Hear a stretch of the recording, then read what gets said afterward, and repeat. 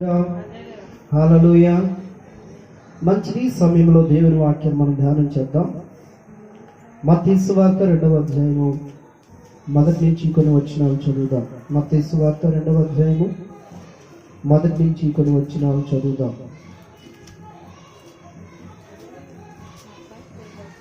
మత్తయి సువార్త 2వ అధ్యాయము మొదటి నుంచి కొన్ని వచనాలు. రాజైన హేరోదు దినములయందు యూదా దేశపు బెత్లెహేములో యేసు పుట్టిన పిమ్మట ఇదిగో తూర్పు దేశపు జ్ఞానులు యెరూషలేమునకు వచ్చి యూదుల రాజుగా పుట్టినవాడు ఎక్కడున్నాడు? తూర్పు దిక్కున మేము ఆయన నక్షత్రము చూసి ఆయనను పూజింపవచ్చితమని చెప్పి హేరోదు రాజు సంగతి వినప్పుడు అతడును అతడితో కూడా యెరూషలేము వారందరూ కలవరపడిరి.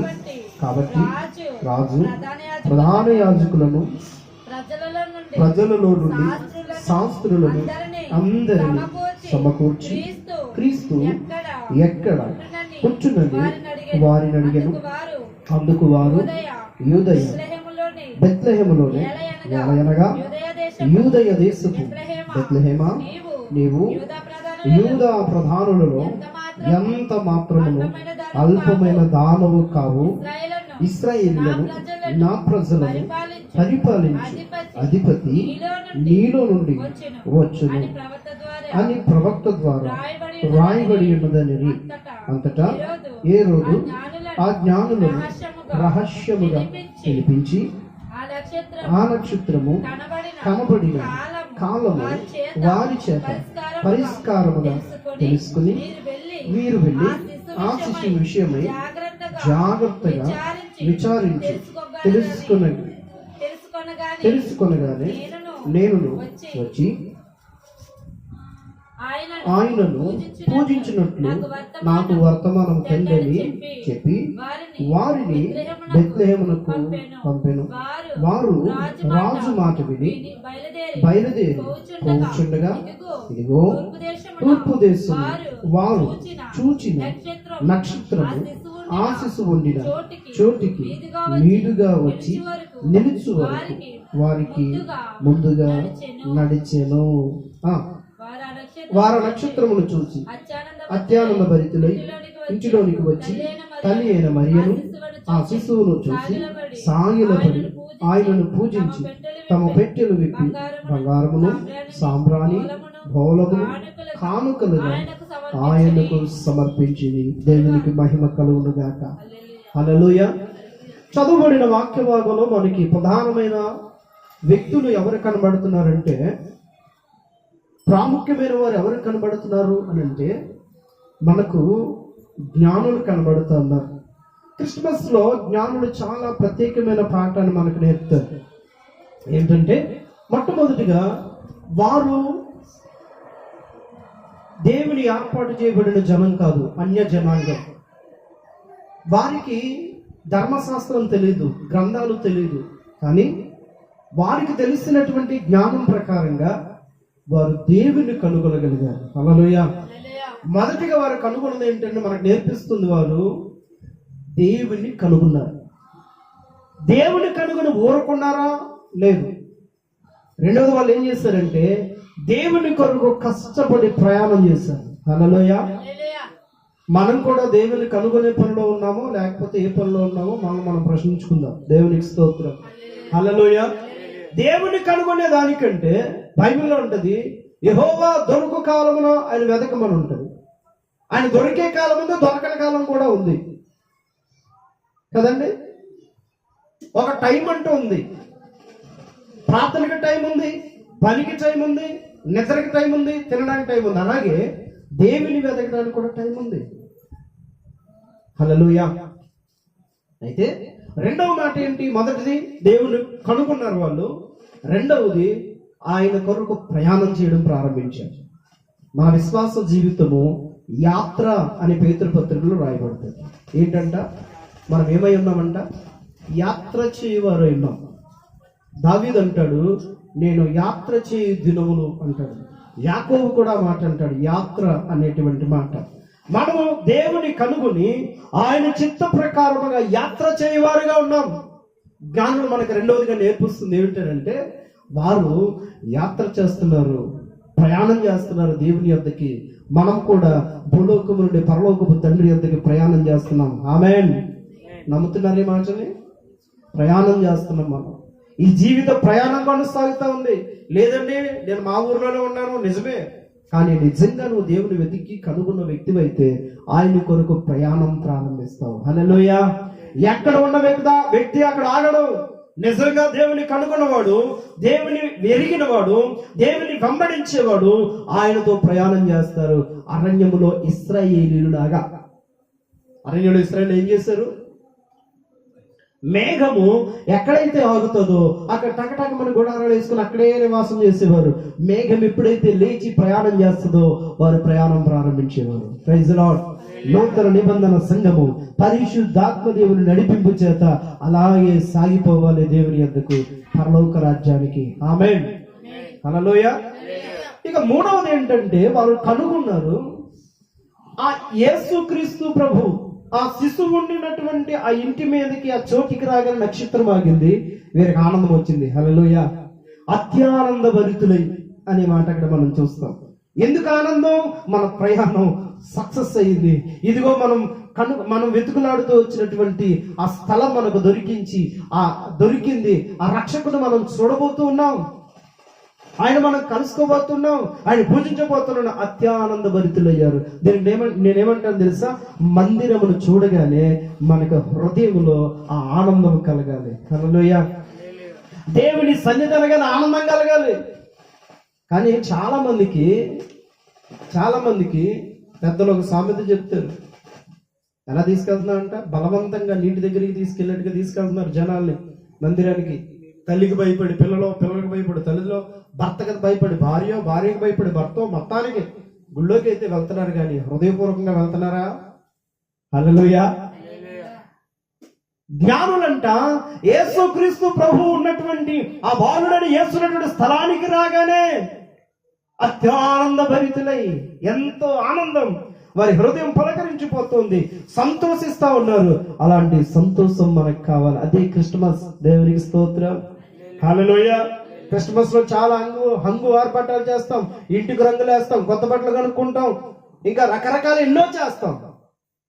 కానీ నిజమైన ఆనందం ఎందులో ఉందో తెలుసా? ఆయన ఉన్న స్థలంలో నీవు ఉండడం. అందుకే దావీదు అంటాడు, దావీదు ఏమంటాడు తెలుసా? నీ గడపనద్దుండుట, నీ మందిరపు గడపనద్దుండుట నాకు సంతోషం. హల్లెలూయా.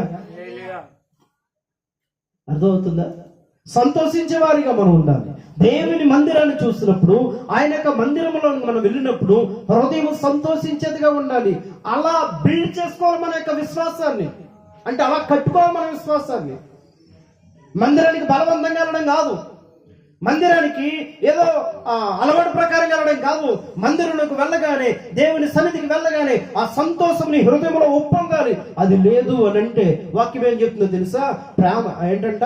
ఆత్మ స్వాతంత్రాన్ని కలుగు చేస్తుంది. స్వాతంత్రం లేదు అని అంటే నీకు ఆత్మ పని చేయట్లేదు, ఆత్మ నడిపింపు నీలో లేదు. అది లేకపోతే ఎండిన చెట్టులాగే మన బ్రతుకులు ఉంటాయి. Praise the lord. ఒకవేళ ఆర్థికంగా బాగోవచ్చు, ఆస్తుపాస్తులు ఉండొచ్చు, కానీ హృదయంలో ఆ నెమ్మది అనుభవించలేము, ఆత్మలో సమాధానం పొందుకోలేము. ఎప్పుడు తెలుసా? మందిరానికి వెళ్ళినప్పుడు ఆ సంతోషం, సమాధానం మనలో లేనప్పుడు. హల్లెలూయా. జ్ఞానులు మనకు నేర్పుతున్నటువంటి మూడవ మాట ఏమిటంటే, ఆ మందిరం ఎక్కడైతే యేసు ప్రభు ఉన్నాడో అక్కడికి రాగానే అత్యానంద భరితులు అయిపోయారు, సంతోషించారు. కొంతమందికి ఏంటో తెలుసా? మందిరానికి టైంకి వెళ్ళడం సంతోషం. టైంకి వెళ్తారు, కూర్చుంటారు, అంతే. ఒక పాట ఉండదు, ఒక మాట ఉండదు, ఒక స్తోత్రం ఉండదు, ఒక హల్లెలూయా ఉండదు, ఆరాధన ఉండదు, తప్పట్లు ఉండదు, ఏముండదు, వెళ్తారంతే టైంకి. హల్లెలూయా. అలా యాంత్రికంగా వెళ్ళి కూర్చోవలసిన అవసరం లేదు. వెళ్ళిన మనము వచ్చినా రాకపోయినా పాటో మాటో స్తోత్రమో వారితో ఏకీభవిస్తేనే మన హృదయంలో దేవుని కార్యం జరుగుతుంది. హల్లెలూయా. మీరు లోపలికి వెళ్ళి ఏం చేశారు తెలుసా? తల్లిని శిశువును చూసి సాష్టాంగ నమస్కారం చేశారు. హల్లెలూయా. ఎవరండి వీళ్ళు సాష్టాంగ నమస్కారం చేసింది? ఎవరిళ్ళు? జ్ఞానులు. ఎవరిళ్ళు? వాళ్ళు ఎంతటి జ్ఞానులు అనేటువంటిది నేను చెప్తాను ఇప్పుడు. హల్లెలూయా. క్లుప్తంగా తెలుసుకుందాం. జ్ఞానులు చిన్న బాలునికి సాష్టాంగ నమస్కారం చేస్తూ ఉన్నారు. సాష్టాంగ నమస్కారం చేసి ఆయన పూజించి లేచారు. హల్లెలూయా. చిన్నవాడవైనా పెద్దవాడవైనా నీకు నీవుగా దేవుని ఎదుట సాగిలపడడం నేర్చుకో. హల్లెలూయా. మా అమ్మ నా కోసం చాలా ప్రార్థన చేస్తుందండి. సంతోషం, స్తోత్రం. ప్రార్థించే తల్లి దొరికింది నీకు.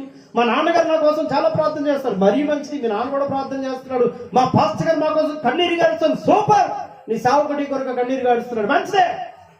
కానీ నీ మట్టికి నీవు గనక దేవుని ఎదుట సాగిలపడే, అంటే దేవుని ఎదుట తగ్గించుకుని ప్రార్థించి ఆయన ఆరాధించే గనక అలవాటు లేకపోతే నీ జీవితంలో క్రిస్మస్ కాదు అయ్యా, కిస్మిస్ ఏ ఉంది. హల్లెలూయా. ఏముంది? కిస్ పెద్దోళ్ళు అదే కదా అంటారు. బాబా గారు పాస్టర్ అంటారు కదా, బాబా పాట గారు మన కిస్మిస్ ఇప్పుడు అంటారు. మన జీవితంలో క్రిస్మస్ కాదు. మన జీవితంలో క్రీస్తు మిస్ అయిపోతాడు, ఆ ఆరాధన కూడా మిస్ అయిపోతుంది. దేవునికి స్తోత్రం. అది మిస్ అవ్వకూడదు. వారు సాగిల పడ్డం నేర్పిస్తున్నారు మనకి. జ్ఞానం మనకు నేర్పిస్తున్నారు. మరొక పాఠం ఏంటంటే సాగిల పడ్డారంటే ఆరాధన చేయడం, స్తుతించడం, దేవుని యొక్క తగ్గించుకోవడం. హల్లెలూయా. తగ్గించుకోవడం. నేను ఒక వీడియో క్లిప్ చూశాను. ఒక యవనస్తురాలు ప్రతిసారికి మందిరాన్ని తుడుస్తూ కడుగుతూ ఉంది. పాస్టర్ గారు చూసి పాపం ఆవిడ ఏమన్నా లేనిదేమో, బాగా పేదదేమో పాపమని ఆమెతో మాట్లాడడానికి వెళ్తే ఆమె కారులో నుంచి ఒక విజిటింగ్ కార్డు తీసింది. ఆ ఒక ఉన్నతమైనటువంటి స్థాయి కలిగిన యవనస్తురాలు. హల్లెలూయా. హల్లెలూయా. మరి మనమో కొంచెం ఉంటే చాలు, పేట కూర్చుంటాం. కానీ జ్ఞానుడు ఏం నేర్పుతున్నారో తెలుసా? దేవుని ఎదుట తగ్గింపు, ఆయన ఆరాధించే విధానం, ఆయన స్తుతించే విధానం, ఆయన ఘనపరిచే విధానం నేర్పుతా ఉన్నారు. వారు సాగిల పడ్డారు. ఎక్కడ? బాలుని దగ్గర. ఇంకా మనం సిలువేయబడి అద్భుతాలు చేసి, బాధలు చేసి, సూచక్రియలు చేసి, చచ్చులో లేపి, సిలువేయబడి చనిపోయి తిరిగి లేచి పునరుత్థానుడని యేసుని ఆరాధిస్తున్నాం. కానీ వారు బాలుడని యేసు యొద్ద సాగిల పడ్డారు. వారు భక్తిలో తగ్గింపు నేర్పుతా ఉన్నారు. వారి భక్తిలో ఆయన ఎలా ఆరాధించాలో నేర్పుతా ఉన్నారు. దేవునికి స్తోత్రం. హల్లెలూయా. మరొక మాట ఏంటంటే వారి పెట్టెలు విప్పి, ఏ విప్పి అర్పిస్తా ఉన్నారు కానుకలు. మొదటిది బంగారం. ఏంటది? బంగారం. ఆ 3 కానుకలు ఇవ్వడానికి కూడా 3 అర్థాలు ఉన్నాయి. మొదటిది ఏంటో తెలుసా? బంగారం. బంగారము దేవత్వానికి, రాజరికానికి సాదృశ్యం. చెప్పండి, దేనికి? దేవత్వానికి, రాజరికానికి సాదృశ్యం. నువ్వు దేవాతి దేవుడివయ్యా, నువ్వు రాజుల రాజువయ్యా అని సూచనగా వారి బంగారం అర్పించారు. రెండవది ఏంటి? సాంబ్రాణి. సాంబ్రాణి దేనికి సాదృశ్యం తెలుసా? పూజకు గుర్తు. నీవే వేల్పులలో ఘనుడువు, నీవే పూజార్హుడవు అని సాంబ్రాణి అర్పించడం ప్రారంభించారు. మూడవదేంటి? బోలము. బోలం అనేటువంటిది ఒక వేరు అన్నమాట. మనకి సొంటి కొమ్ము తెలుసు కదా, దట్స్ అలాంటిది. మీకు అర్థం అని చెప్తున్నాను. సొంటి తెలుసా? చాలా మంది తెలియదు. అలాంటిది అనమాట. దాన్ని కనుక చితక్ కొడితే అద్భుతమైన స్మెల్ వస్తుంది. అద్భుతమైన స్మెల్. దాని అర్థం ఏంటో తెలుసా? ఈయన రానున్న దినాలలో సర్వలోక రక్షణ కొరకు చితగొట్టబడి, నలగొట్టబడి, సిలువేయబడి రక్షణ సువార్త, సువాసన ప్రపంచానికి అందించబోతున్నాడు. ఆమేన్. హల్లెలూయా. అది దాని అర్థం. మనం కూడా కానుకలు అర్పిస్తాం ఉన్నాకాడికి. మనం కూడా అలా అర్పించాల్సింది ఉంది. ఏంటి? బంగారమా? కాదు, బంగారం లాంటి నీ విశ్వాసం. పేతురు అంటాడు, అమూల్యమైన బంగారం కంటే నీ విశ్వాసం అనేటువంటి మాట అక్కడ ఉంటుంది. మన విశ్వాసాన్ని పేతురు బంగారంతో పోలుస్తాడు. అంటే నీ హృదయము, నీ మనస్సు, నీవే ఆయనకు బంగారం. దేవునికి స్తోత్రం. హల్లెలూయా. నిన్ను నీవుగా సమర్పించుకుంటే చాలు, నీ హృదయాన్ని ఆయనకు సమర్పిస్తే చాలు. బంగారం ఇచ్చిన దానికంటే ఎక్కువ సంతోషిస్తాడు దేవుడు. రెండోది సాంబ్రాణి. సాంబ్రాణి అనగా స్తుతించడం, పూజ, ఆరాధన.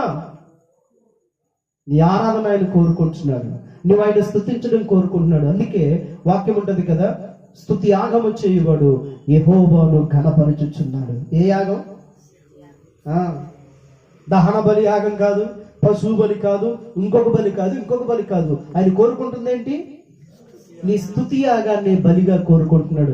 అందుకే కీర్తనలు ఉంటుంది కదా, బాలురు ఎక్కువ చంటి పిల్లలు ఎక్కువ నోటి స్తుతులు మూలకమొక దుర్గమును స్థాపించిన దేవుడు. నువ్వు స్తుతించడమే, ఆయన సాంబ్రాన్ని అర్పించడం, నువ్వు గణపరచడమే. ఎలాంటి స్తుతులు? బయటికి వెళ్ళకేమో పచ్చిబూతులు, లోపలికి వచ్చాకేమో హల్లెలూయా స్తోత్రమే కాదు కాదు. బంగారం లాంటి నీ విశ్వాసం, బంగారం లాంటి నీ పరిశుద్ధత, బంగారం లాంటి నీ యొక్క క్యారెక్టర్ కరెక్ట్గా ఉంటే దాని నుంచి స్తుతిస్తే ఆయన సంతోషించేవాడిగా ఉన్నాడు. హల్లెలూయా. మూడవది, బౌలము ఎలా అయితే నల్లగొట్టబడిందో, విశ్వాసి జీవితం శ్రమల ద్వారా, శోధన ద్వారా నల్లగొట్టబడినప్పుడు, దానిలో నువ్వు నిలబడినప్పుడు, దేవుడు అద్భుతం చేసినప్పుడు, అది ఒక గొప్ప సువాసనగా ప్రజలకి గొప్ప సాక్ష్యంగా వెళ్తుంది. అదే నువ్వు బౌలం అర్పించడం. దేవునికి స్తోత్రం.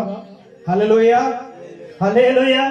జ్ఞానులు ఎంతటి చక్కని పాఠాలు మనకు నేర్పుతున్నారు. మొదటిదేంటి? దేవుని కనుగొన్నారు. కనుగొని ఊరుకున్నారా?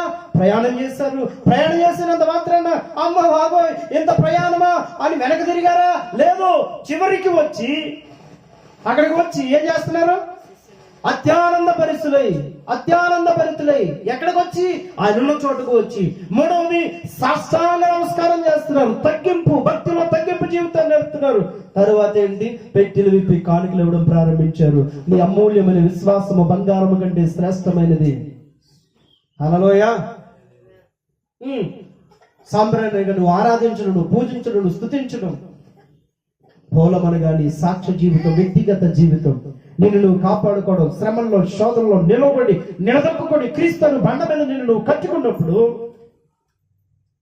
నువ్వు బౌలం వంటి దానిగా యేసయ్య కనబడతావు. అవే మనం సమర్పించడం. అంత దూరం నుంచి వాళ్ళ కానుకలు ఎందుకు తీసుకురావాలండి? అది కూడా దేవుని యొక్క ప్రత్యేకమైన ప్రణాళిక. ఏంటో తెలుసా? హెరోదు రాజు ఆ చిన్నపిల్లలందరినీ చంపేయమన్నప్పుడు దేవుని దూత వీరితో, యేసేపుతో మాట్లాడి, శిశువుని సంపదొస్తున్నారు కాబట్టి నువ్వేం చేస్తాడు? ఐగుప్తుకి వెళ్ళిపో అన్నాడు. దేశం కాని దేశం, ఊరి కాని ఊరు ఎలా బ్రతుకుతారు? కాబట్టి ఈ జ్ఞానులు ఇచ్చిన చరిత్రకారులు చెప్తున్నారు, ఈ జ్ఞానులు ఇచ్చినటువంటి కానుకల్ని ఖర్చు పెట్టుకుని వారు అవసరాలు తీర్చుకున్నారంట. దేవునికి స్తోత్రం. క్రీస్తు యేసు మహిమైశ్వర్యములో మన ప్రతి అవసరం తీర్చబడుతుంది. ఆమేన్. హల్లెలూయా, హల్లెలూయా. ఇకపోతే ఈ సాష్టాంగపడిన జ్ఞానులు ఎవరు అసలు? అంత మాత్రమే కదా, మనం అక్కడ ఒక మాట చూస్తాం. హేరోదు రాజును అతనితో కూడా ఉన్నవారును అవసరం ఒకసారి జ్ఞాపకం చేసుకుందాం.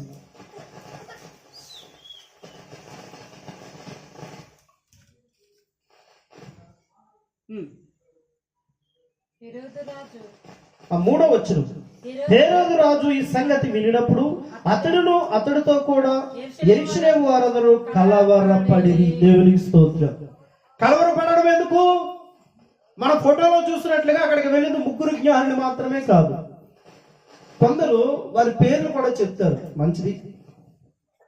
మనం బంగారం, బోరం, సాంబ్రాణి కాబట్టి ముగ్గురే అనుకుంటాం. ముగ్గురు కాదు, వారు 2 తెగలు. హల్లెలూయా. 2 తెగలు. ఎవరు వారు అనంటే, వారు ఎక్కడి నుండి వచ్చిన వారు అనంటే, బైబిల్ గ్రంథం వారి గురించి చెప్తూ ఉంది. వారిని బైబిల్ గ్రంథంలో ఏమని పిలిచారో తెలుసా? జ్ఞానులు, తత్వజ్ఞానులు, ఇలాంటి పేర్లు అన్నీ ఉన్నాయి. అయితే వారు ఎక్కడి నుంచి వచ్చిన వాళ్ళు అంటే, పారశిక రాజ్యం నుంచి వచ్చిన వాళ్ళు, పర్షియా ప్రాంతానికి చెందినవారు. ఎందుకంటే యెరూషలేముకు తూర్పు దిక్కునున్నది అదే. వాళ్ళ సంస్కృతి కూడా అలాగే కనబడుతుంది. ఎవరు వీళ్ళు అని అంటే, వారు ఎక్కడి నుంచి వచ్చిన వాళ్ళు అని అంటే, పర్షియా దేశం నుంచి వచ్చిన వాళ్ళు. వారికి గ్రీకులో వారికి ఉన్న పేరు ఏంటో తెలుసా? మ్యాగీ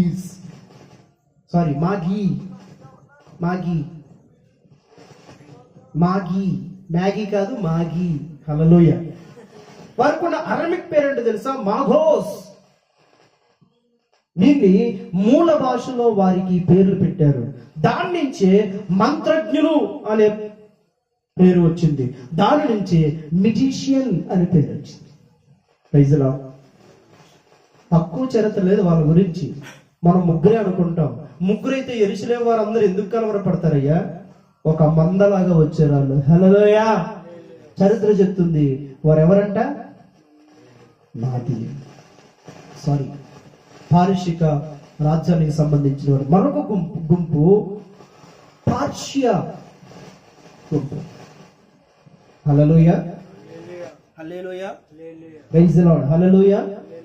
ప్రియులారా వినండి, మనము నేర్చుకోవాల్సినటువంటి మాట ఏమిటంటే, వీరు ఎలాంటి వారు అని అంటే, వీరు చాలా జ్ఞానం కలిగిన వారు. పర్షియా రాజులకు వీరు గురువులుగా ఉండేవారు. ఒక మాగి ఎదుట బలులు అర్పిస్తే వారి రాజ్యానికి ఎంతో మేలు జరుగుతుందని నమ్మేవారు వారు. ఆ రాజులకు వీరు సలహాలు ఇస్తూ ఉండేవారు. ఆ రాజులకు వీరు సూచనలు చెప్తా ఉండేవారు. ఎందుకు చెప్తున్నారు అని అంటే, వీరికి అంత జ్ఞానం ఉంది. హల్లెలూయా. వీరికి అంత జ్ఞానం ఉంది. వీరు తత్వజ్ఞానం కలిగిన వారు, మంత్రజ్ఞానాలు కలిగిన వారు, వైద్యం కూడా వీరికి తెలుసు. కాబట్టి రాజులు వీరిని ఎంతగానో శ్రేష్ఠులుగా చూసేవారు. వారి యొక్క సంస్కృతి ఎలాంటిదో తెలుసా? వారు అగ్నిని, నీటిని, భూమిని ఆరాధన చేసేవారు. అందుకే వారు వారి ఇళ్ళ పైన, బాగా పైన నిత్యము అగ్ని మండేలాగా ఏర్పాటు చేసేవారు. ఆరిపోకూడదు. ఆ అగ్నికి నిత్యము పూజలు చేస్తూ ఉండేవారు. మరొకటి ఏంటో తెలుసా? వారి పితరులు ఎవరైనా చనిపోతే వారిని ఎంత మాత్రము కప్పెట్టేవారు కాదు. ఎందుకంటే భూమి అపవిత్రం అవుతుందని. లేదా ఏ నదిలోనో పడేసేవారు కాదు. ఎందుకు అని అంటే, నదులు అపవిత్రం అయిపోతాయని. పోనీ కాల్చేవారు కాదు, ఎందుకంటే అగ్ని అపవిత్రం అవుతుందని. మరి ఏం చేసేవారు తెలుసా? ఎత్తైన కొండల మీద విశ్రాంతి స్థలం అని పెట్టుకుని వీరి యొక్క శవాన్ని తీసుకెళ్లి ఆ ఎత్తైన స్థలంలో పెట్టి అక్కడ విశ్రమిస్తూ ఉండేవారు. అప్పుడు పక్షులు వచ్చి ఆ శవాన్ని తినేవి. అలాంటి సంస్కృతి వీరిది. హల్లెలూయా. మొదటి బ్యాచ్ సంస్కృతి ఇది. వీరి చేతులు ఎప్పుడు ఒక కర్రను పట్టుకున్నట్టు ఉండేవారు. వీరి చేతులు ఎప్పుడు కర్రలు ఉండేవి. ఏముండేవి? కర్ర. Praise the lord. హల్లెలూయా.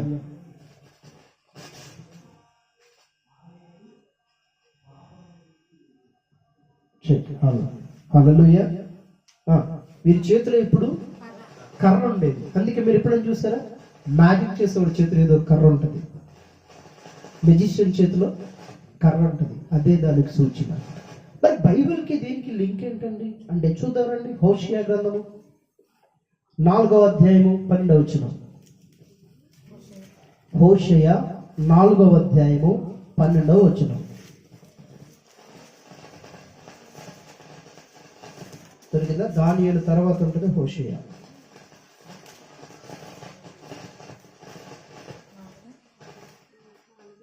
నాలుగు 12. నా జనులు తాము పెట్టుకున్న కర్ర యుద్ధ విచారణ చేయుదురు, తాము చేతి కర్ర వారికి సంగతి తెలియజేయును. వ్యభిచార మనసు వారిని త్రోవ తప్పింపగా వారి తమ దేవుని విసర్జించి వ్యభిచరింతురు. Praise the lord. హల్లెలూయా. వీళ్ళు ఏం చేస్తున్నారంట? వీరు దేవుని సన్నిధికి వెళ్ళి దైవజనులతోనూ ప్రవక్తలతోనూ విచారణ చేయాల్సింది. ఏం చేస్తారు? దేవుని బిడ్డలైతే దైవజనుడి దగ్గరికి వెళ్ళి, అయ్యా ఇదిగో మా పరిస్థితి, దేవుడి దగ్గర మా కొరకు ప్రార్థన చేయండి అని చెప్తారు. దైవజనుడు ప్రార్థన చేస్తే వారు ఆ పరిస్థితి నుంచి బయటపడతారు. కానీ వీళ్ళు ఏం చేస్తున్నారంట? ఈ పారసీకుల యొక్క ఆచారం చేస్తున్నారు. ఎందుకని పారసీకుల ఆచారం చేస్తున్నారు తెలుసా? వీరు దానియేలు కాలంలో చాలా సంవత్సరాలు వారితో సహవాసం చేశారు కదా. ఎవరు? ఆ పర్షియన్లు, బబులోనియన్లు, పార్తీయులు, వీళ్ళు ఉన్నారు కదా. వారితో సహవాసం చేశారు. అక్కడి నుంచి తెచ్చుకున్నారు ఈ అలవాటు. అర్థమైందా? అక్కడి నుంచి తెచ్చుకున్నారు కాబట్టి ఇక దేవుని ప్రక్కన పెట్టి వీళ్ళు ఏం చేస్తున్నారు?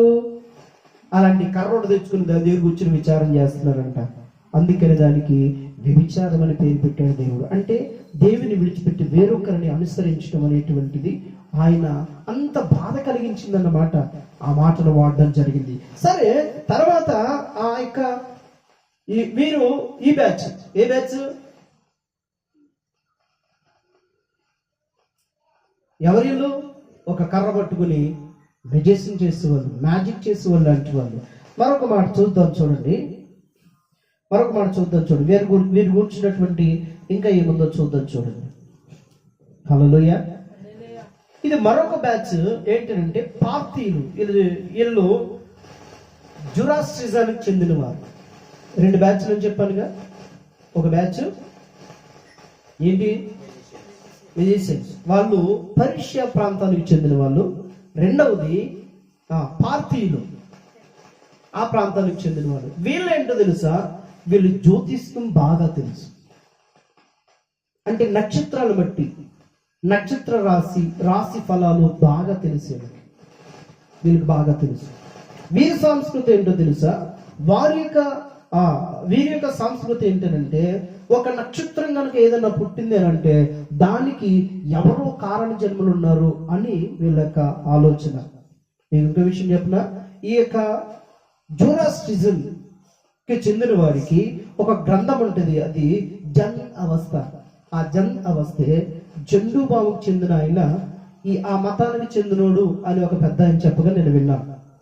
ఆ మతానికి చెందినోడు అంట, అందుకని జండు బాబు అనేది దాంట్లోంచి వచ్చింది అని చెప్తారు. మేబీ కావచ్చు. అయితే వీరు అదే సంస్కృతికి చెందిన వారు. వీరు దానియేలు కాలంలో కూడా ఉన్నారు. రండి చూద్దాం. దానియేలు గ్రంథము 2వ అధ్యాయం 2వ వచనం చదవండి.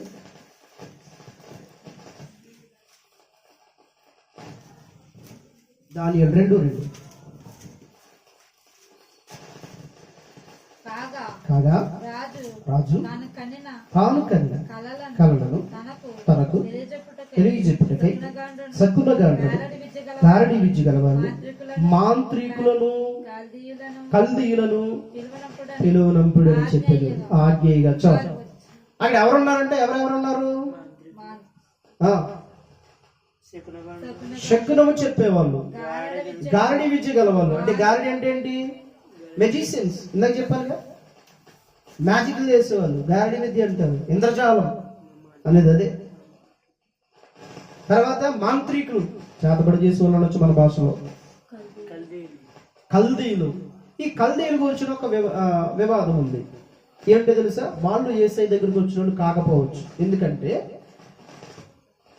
కల్దీయులు దక్షిణ దేశపోళ్ళు, షాబా దేశ ప్రాంతం చూడండి, ఆ ప్రాంతానికి చెందిన. కాబట్టి వీళ్ళు వచ్చారా లేదనేది తర్వాత, కానీ వీరు రాజుల దగ్గర ఉన్నారనేది మాత్రం వాస్తవం. ఎందుకు అంటే కల్దీలకు బాగా మల్టీ లాంగ్వేజెస్ బాగొచ్చు. కల్దీలు విద్య అంటాడు. అందుకే మోషే ఎవరు దానియేలు వాళ్ళకి చూడు, కల్దీలు విద్యలు నేర్పమంటారు.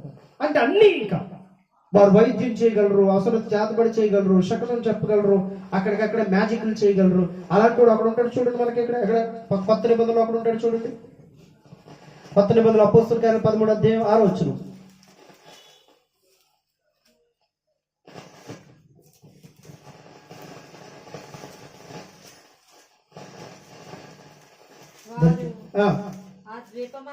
ఆ ద్వీపమంతటా సంచరించి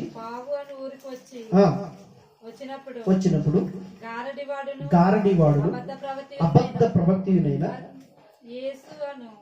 మన యేసు అను ఒక యూదుని చూచిరి.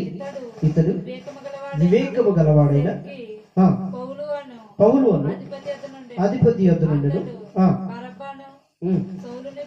పిలిపించి దేవుని వాక్యం వినగోరిని. అయితే ఎలుమ ఆ అధిపతిని విశ్వాసము నుండి తొలగింపవలనని యత్నము చేసి వారిని ఎదిరించాడు. ఎలుమ అను పేరునకు గారడివాడని అర్థము. అందుకు పౌలు అనబడిన సౌలు పరిశుద్ధాత్మతో నిండిన వాడై అతన్ని తేరు చూచి సమస్త కపటముతోను సమస్త దుర్నీతితోను నిండినవాడా, అపవాది కుమారుడా, సమస్త నీతికి విరోధి నీవు ప్రభు యొక్క తెల్లని మార్గమును చెడగొట్టుట మానవా. హల్లెలూయా. ఎన్ని తిట్లు తిట్టాడు చూడండి ఆయన పౌలు గారు. కొత్త నిబంధనలో ఈయన ఒకడు కనబడతాడు, తర్వాత సమరయ పట్టణంలో ఫిలిప్పు సువార్త చేస్తున్నప్పుడు పేతురు యోహాను వారి మీద చేతులు ఉంటే పరిశుద్ధాత్మ పొందుతున్నారు కదా, అప్పుడు ఒక ఆయన వస్తాడు. ఏంటి? వెండి వారి దగ్గర పెట్టి ఈ అధికారం నాకు ఇవ్వండి. కొత్త నిబంధనలో వారిని కారడి వాళ్ళని పిలిచారు. దేవునికి స్తోత్రం. ఈ చరిత్ర అంతా మీకు ఎందుకు చెప్పానో తెలుసా? యేసు క్రీస్తు ప్రభు దగ్గరికి వచ్చినటువంటి వారు సామాన్యులు కాదు. వారు రాజులకి సలహాలు ఇచ్చేవారు. వారు రాజులు ఎలా చెప్తే అలా చేయాలంటే వాళ్ళు అలాంటి పవర్ఫుల్ కలిగిన వారు. వారు ఇంకొకటి ఏంటో తెలుసా? వారి ఖగోళ శాస్త్రజ్ఞులు వారు. అందుకే ఎస్తేరు గ్రంథంలో ఏముంటో తెలుసా? సమయవంతులు రిఫరెన్స్ చూపించట్లేదు. కాలజ్ఞానులు అని ఉంటది వారి గురించి. ఏ జ్ఞానులు అంటే కాలాన్ని చూసేవారు, ఖగోళ శాస్త్రజ్ఞులు. ఈ రోజు నువ్వు 10th క్లాస్ చదివితే చాలు, తగ్గించుకోలేము. కానీ వారంతగా తగ్గించుకుని ఆయన ఎదురు సాష్టాంగ పడ్డారు, స్తుతించారు, కానుకలు ఇచ్చారు, ఎంతో దూరం ప్రయాణం చేశారు. హల్లెలూయా. దేవుని కనుగొనే పనిలో ఉన్నారు. మనం ఏం చేస్తున్నాం? జ్ఞానులు నేర్పిస్తున్న పాఠము మరొకసారి జ్ఞాపకం చేసుకుందామా? వారు దేవుణ్ణి కనుగొన్నారు, దేవుని కొరకు కష్టపడి ప్రయాణం చేశారు. ఆయన సన్నిధిని లేకపోతే ఆయన ఉన్న స్థలాన్ని చూసి సంతోషభరితులయ్యారు, సాష్టాంగ నమస్కారం చేశారు, పెట్టెలు విప్పి కానుకలు ఇచ్చారు. కానుకలనంటే ఈ మాటలు విన్న కొంతమంది ఒకవేళ ఏంటి కానుకలు ఇమ్మంటారు పాస్టర్ గారిని అనుకోవచ్చు. నీ హృదయమే దేవునికి నిజమైన కానుక. నీ యథార్థమైనది, నీ పాపాన్ని విడిచిపెట్టి, శాపాన్ని విడిచిపెట్టి, నీ అబద్ధపు జీవితాన్ని విడిచిపెట్టి, లోకాన్ని విడిచిపెట్టి నీవు దేవుని వెంబడించడమే ఆయన యొక్క కానుక. ₹1 ఇచ్చినా సరే ఆయన సంతోషించడండి. నీ బ్రతుకు మార్చుకుని పరిశుద్ధునిగా, పవిత్రునిగా, నీతిమంతునిగా జీవిస్తే ఆయన సంతోషిస్తాడు. అదే కానుక. హల్లెలూయా. గొప్పవారైన జ్ఞానులు వచ్చి ఆయన ఆరాధించారు. అది నిజమైన క్రిస్మస్. మనం కూడా వారి నేర్పిన ఈ కొద్దిపాటి పాఠాలను బట్టి యేసుని ఆరాధిద్దామా? చిన్న ప్రార్థన చేస్తాం.